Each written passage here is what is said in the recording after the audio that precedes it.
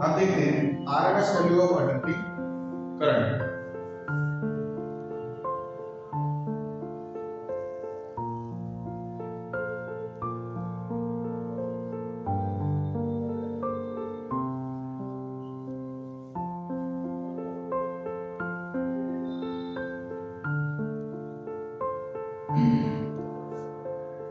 तो इसको कैसे डिफाइन करेंगे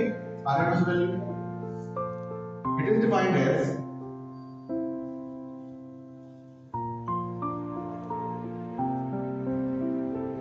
that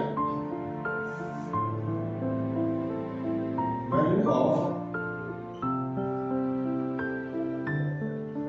steady current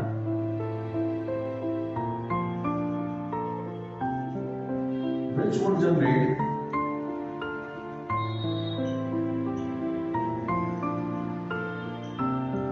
same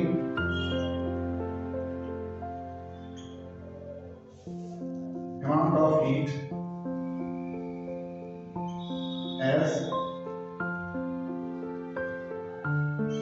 it is generated by alternating current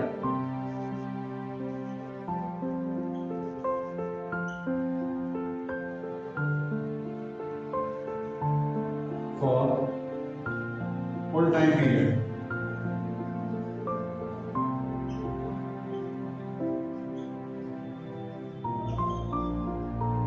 For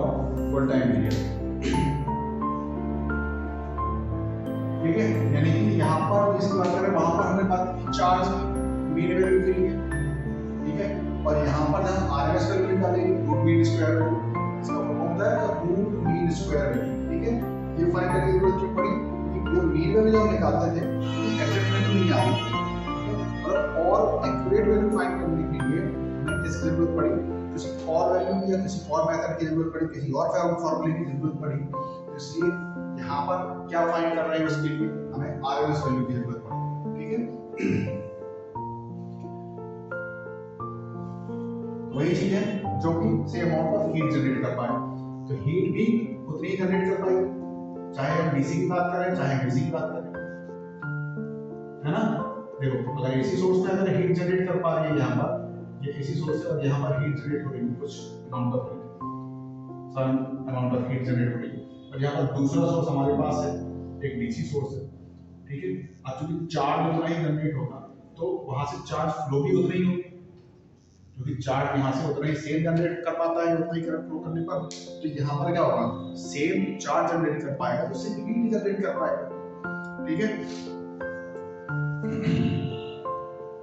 अब यहाँ पर चेंज क्यों नहीं कर पा रहे थे हम, कि यहाँ पर जो है एक रेजिस्टेंस की बात की गई है, क्योंकि रेजिस्टेंस ही हीट को जनरेट करता है। तो यहाँ पर तो रेजिस्टेंस तो सेम रहेगा, क्योंकि यहाँ पर सेकंड हाफ पीरियड में क्या करता है, डायरेक्शन चेंज कर लेता है। इसलिए हम मीन वैल्यू तो नहीं निकाल पा रहे थे दोनों की साथ में फुल टाइम पीरियड के लिए, लेकिन हम हीट को निकाल पाएंगे फुल टाइम पीरियड के लिए। ठीक है, क्योंकि डायरेक्शन का हीट पर कोई इफेक्ट नहीं पड़ता है। ठीक है, इसलिए यहाँ पर हमने क्या लिया है, AC और DC कंपेयर किसके लिए लिया है, फुल टाइम पीरियड के लिए लिया है यहाँ पर हीट के। ठीक है, हीट के लिए फुल टाइम पीरियड के लिए लिया है AC और DC का।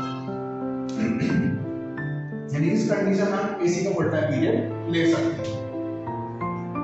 तो यहाँ पर डेरिवेशन में देखें, सबसे पहले हम लिखेंगे late DH if the value of heat is the heat generated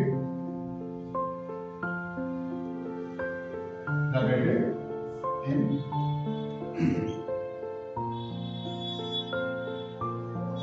small time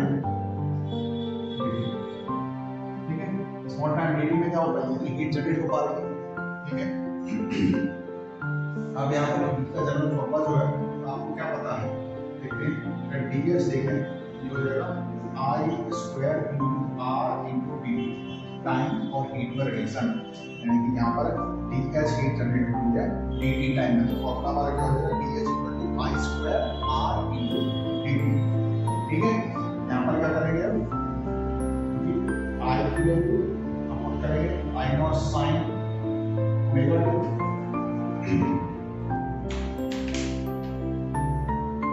ठीक है, I not sine omega T. Since I equal to I not sine omega T होगा, तो डी एच जो हमारा कितना हो जाएगा, ये हो जाएगा I not square into sine square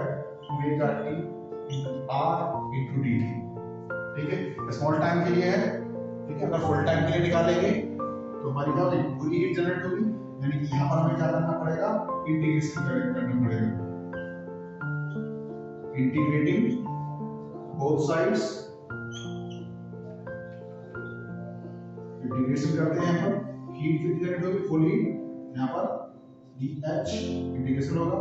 यहाँ पर I नॉट का स्क्वायर ये कांस्टेंट होगा, ठीक है, R भी हमारा कांस्टेंट होगा, और यहाँ पर वैल्यू आएगी, तो यहाँ पर हम किसके लिए निकाल रहे हैं, फुल टाइम पीरियड के लिए, तो sin square omega t into d, ठीक है, ये वैल्यू आएगी। एक काम करते हैं, यहाँ पर जो है हम h, इसको हम ये सॉल्व करते हैं, h आ जाएगा यहाँ पर, और यहाँ आ जाएगा 0 h, यानी बेटा I नॉट स्क्वायर r, यहाँ पर क्या काम करते हैं, इजी करने के लिए इसको 1 माइनस cos ओमेगा t, ठीक है, इसको चेंज कर लेंगे, 1 माइनस cos ओमेगा t में चेंज कर लेंगे, ठीक है। और इसके साथ में क्या आएगा नीचे, कैसे आएगा ये, देखो वैल्यू होती है आपकी, क्या होती है, 2 sin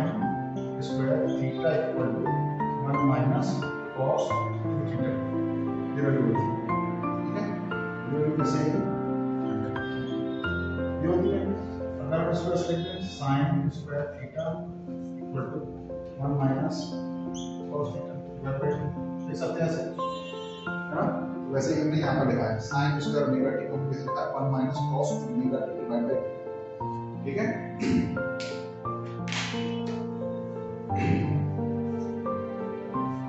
यहाँ पर क्या हो जाएगा, यहाँ पर तो h माइनस 0, और यहाँ पर जो वैल्यू आएगी आई नॉट स्क्वायर r, और यहाँ पर जो वैल्यू निकालेंगे, क्या करते हैं, 2 को बाहर निकाल लेते हैं, और r है, यहाँ पर 1 का होगा, 1 into minus cos omega T into d, ठीक है, ये हो जाएगा। यहाँ पर अगर वैल्यूज निकालें, इसमें इंटीग्रेशन करेंगे, ठीक है, यहाँ किस तरीके से हो जाएगा, यहाँ पर h इक्वल हो जाएगा,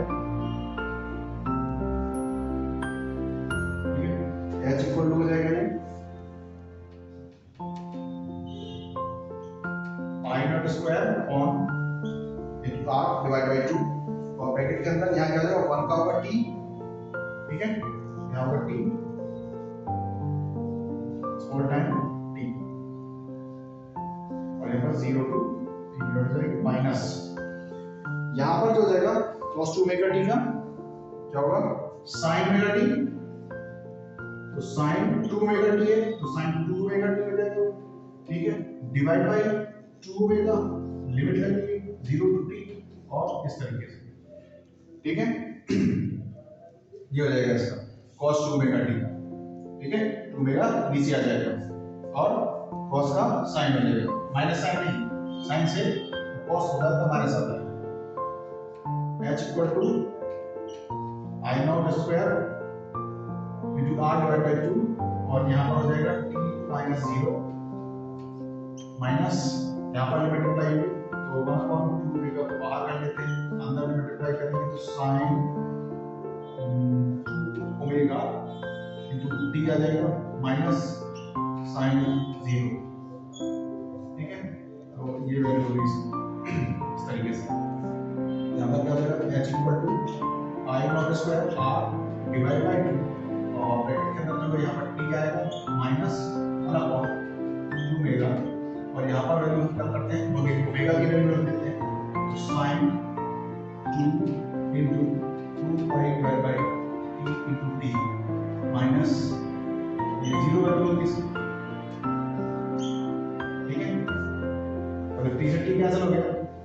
मल्टीप्लाई होगा तो 4 पाई हो गया, 4 पाई sin 4 पाई, ठीक है। तो वैल्यू जो होगी वो sin 0 भी इक्वल होगी, यानी 0 एज इक्वल टू क्या हो जाएगा I not square r upon यहां पर आ जाएगा t माइनस 1 अपॉन 2 रहेगा, ब्रैकेट के अंदर क्या होगा 0 माइनस 0, ये पूरी वैल्यू 0 हो जाएगी, ये पूरी वैल्यू 0 हो जाएगी, यानी बचेगा तो नहीं t,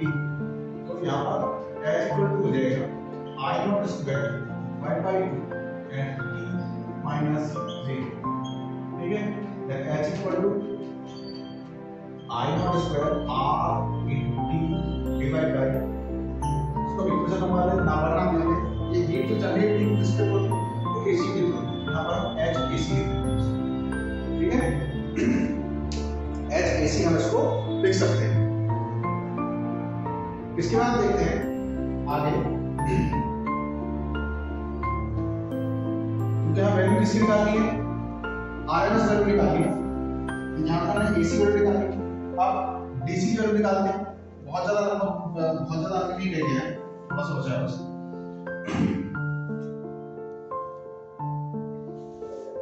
अब यहाँ पर जो होगा वो same amount of heat generate करता है, तो लेट भाई ये DC वैल्यू क्या बोलते हैं IRMS, let IRMS is the value of DC which would generate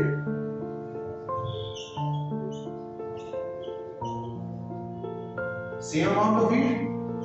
same amount of heat, ठीक है। RMS साइड पर वैल्यू में यहाँ पर क्या आ जाएगा HDC, HDC कितना हो जाएगा, ये हो जाएगा I स्क्वायर RMS इनटू, भाई फॉर्मूला क्या बना I स्क्वायर RT ना, तो ये I स्क्वायर हो गया R इनटू T, T कितना फुल टाइम हीट, तो T हो जाएगा, ठीक है। इक्वेशन नंबर सेकंड हो गया हमारा। और यहाँ पर बाय डेफिनेशन दोनों इक्वल चीजें, सेम हीट जनरेट कर रहे हैं ना दोनों से, तो जो हीट जनरेट हमने अल्टरनेटिव करंट से की है और जो हीट हमने डायरेक्ट करंट जनरेट की है वो सेम हीट है, यानी यहाँ पर बाय डेफिनेशन हम क्या करेंगे, इक्वेटिंग इक्वेशन 1 एंड 2, दोनों इक्वेशन को क्या करेंगे, इक्वेट करेंगे, ठीक है। तो यहाँ पर क्या हो जाएगा HDC इक्वल टू HAC, यानी कि I square IRMS square into R into T equal to क्या हो जाएगा यहाँ पर I not square R into capital T divide by 2, ठीक है। R से R कैंसिल, T से T कैंसिल, यहाँ क्या आ जाएगा I RMS square equal to हो जाएगा I not square divide bye